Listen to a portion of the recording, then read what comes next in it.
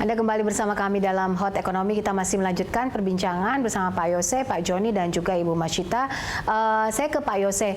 Pak Yose, ketika resesi ini benar-benar terjadi begitu, apa dampak yang paling signifikan terhadap ekonomi rakyat paling kecil? Oh iya, tentunya ini sudah jelas ya.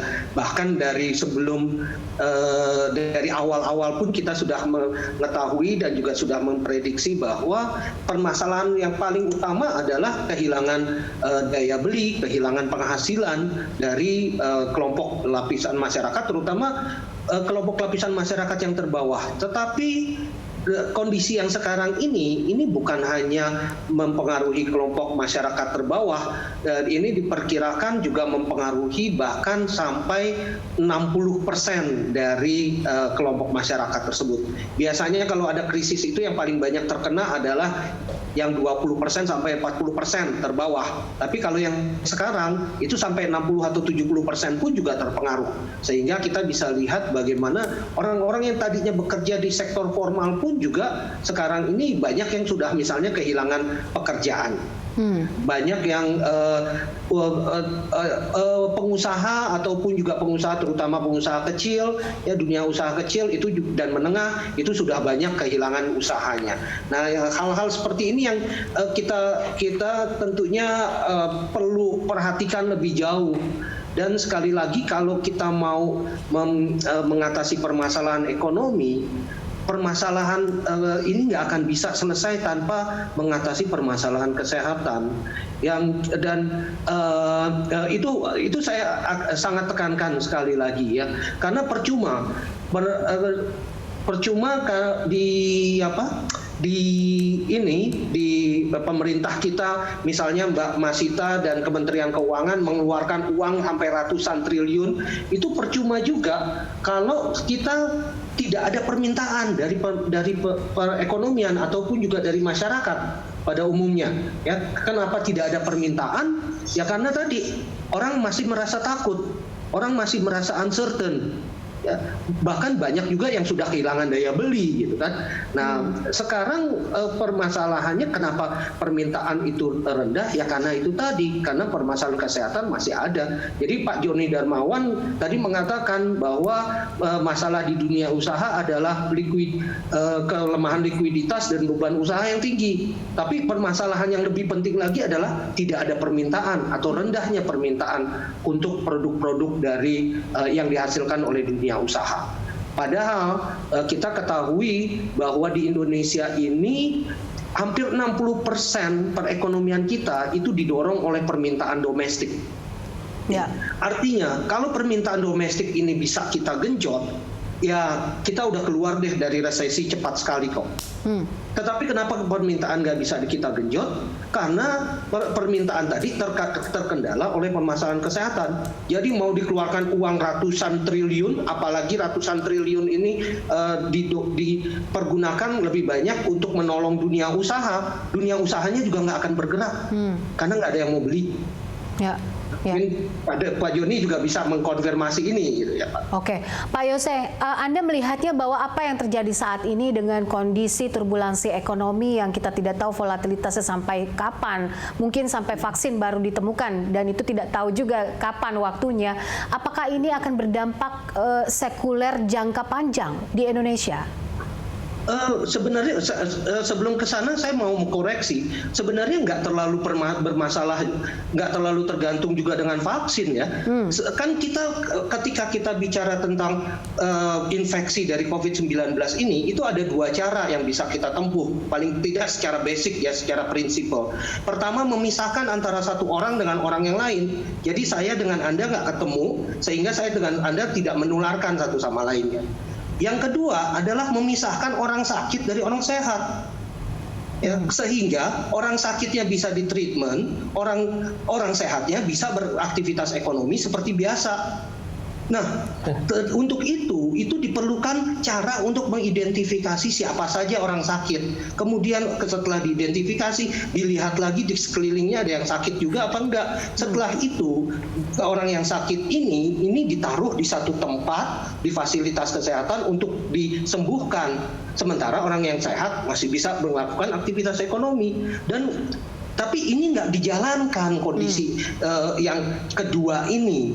Ya, kita tidak mampu memisahkan yang sehat, yang sakit dari yang sehat. Padahal kalau itu bisa kita lakukan dengan baik, ya Indonesia ini nggak perlu menunggu vaksin.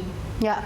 Kenapa? Karena seperti tadi saya katakan, permintaan di Indonesia ini 60% dari perekonomian kita.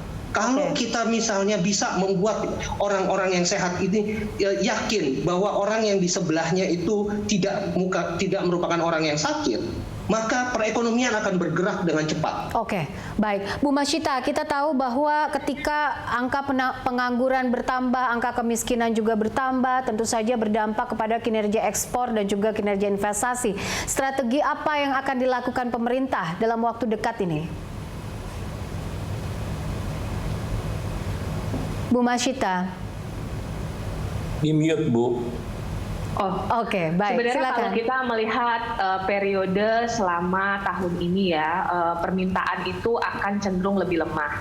Kalaupun kita memberlakukan new normal yang tadi disampaikan Pak Jose, saya juga sepakat bahwa kondisi atau aktivitas ekonomi bisa mulai kita kerjakan sedikit demi sedikit, tapi masyarakat kita sebagai warga negara juga harus menyadari untuk secara disiplin melakukan protokol kesehatan yang baik gitu ya, dan di kantor-kantor juga, sehingga kita mulai bisa dengan pelan-pelan membuka perekonomian.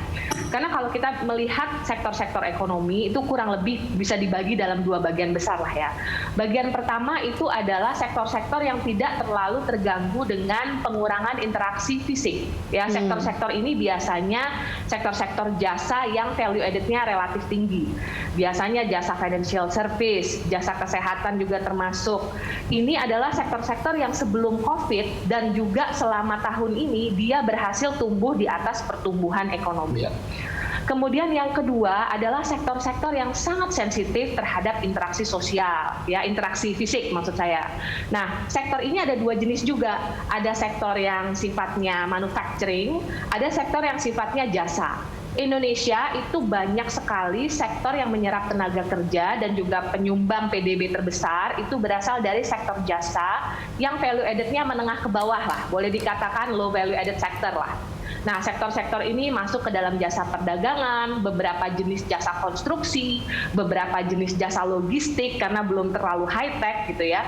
Nah, sektor-sektor ini sensitif terhadap interaksi, sehingga pada saat perekonomian sedang ditidurkan karena PSBB misalnya, atau karena memang orang secara sadar melakukan pengurangan aktivitas, seperti yang tadi disampaikan Pak Jose, sektor-sektor ini kalaupun beroperasi, demand-nya juga belum akan kembali kepada sedia kala gitu. Jadi yang dilakukan pemerintah pertama adalah meyakinkan bahwa kebijakan fiskal hadir sebagai shock absorber, melindungi masyarakat yang paling butuh dilindungi dulu. Oleh karena itulah Perlinsos dan juga dukungan terhadap sektor UMKM itu menjadi prioritas utama lebih dahulu.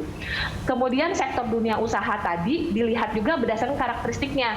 Diutamakan misalnya yang labor intensif, karena memang dia melindungi lebih banyak tenaga kerja.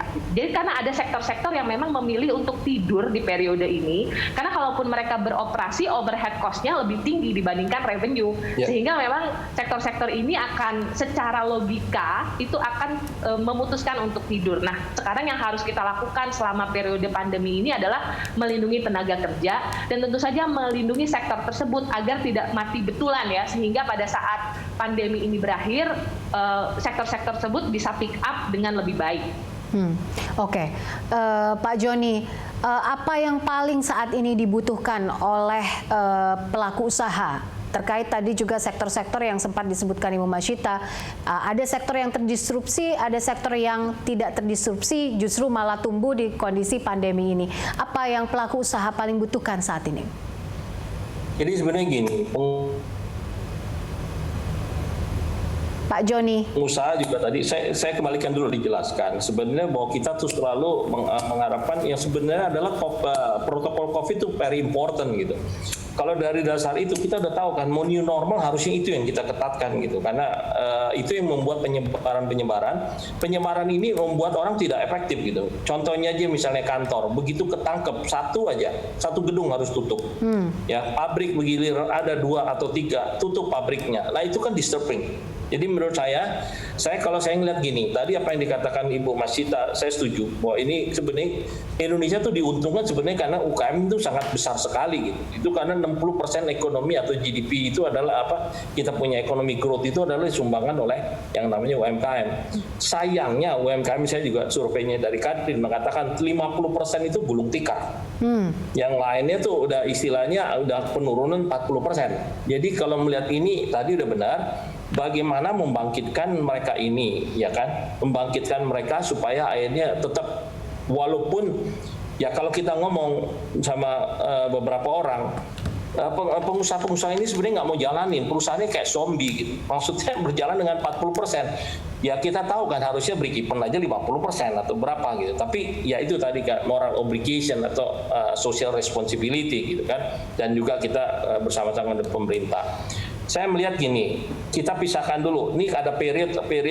Kita nggak bisa ngomong langsung as a total, bagaimana gitu. Kita melihat dulu sekarang ini, forget it lah. Kita hanya membuat perusahaan ini tidak mati, tapi jadi zombie, tetap jalan.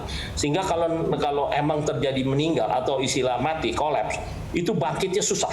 Jadi kita maintain industri ini tetap berjalan walaupun dengan kata-kata ya istilahnya Pak Istal Basri zombie.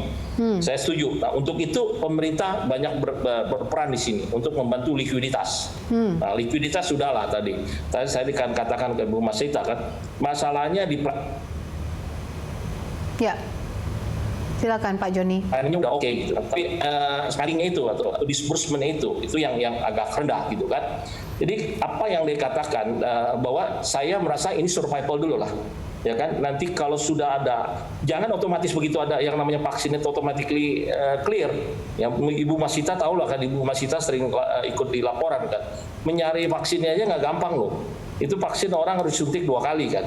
Sampai akhir tahun ini dapat berapa, tahun depan berapa itu berebut. Indonesia kalau 250 juta anggap aja yang harus divaksin, kita perlu 500 juta vaksin. Ya, itu bagaimana disurfingnya, bagaimana vaksinasinya itu perlu waktu. Jadi menurut saya setuju tetap yang pertama-tama kali adalah bagaimana kita seriously menghadapi masalah pertama adalah kesehatan. Atau COVID yang harus kita benahin, ya kan? Tolong budgetnya itu Bu Masita itu harus di spending ya secepatnya gitu kan ya. Kedua menurut saya kita nggak bisa diam gitu. Tapi ada perusahaan-perusahaan memang yang kayak farmasi, ya kan, makanan minuman itu mesti tetap jalan. Mereka tuh mesti bisa survive. Dan itu memang itu bisa kita jalankan. Nih sekarang kalau kita lihat kan dulu kan jarang ada yang namanya makanan pakai online kan, sekarang makanan semua online gitu kan. Gojek hampir ya hanya buat perantara aja gitu kan.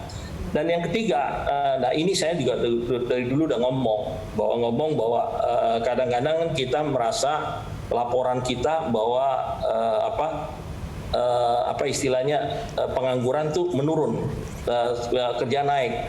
Tapi saya bilang hati-hati gitu. Banyak sekali yang namanya unemployment. Sebenarnya informal. Yang Gojek segala macam itu yang naik 4 juta. Ya, seharusnya yang real itu adalah yang pabrik, yang industri-industri itu.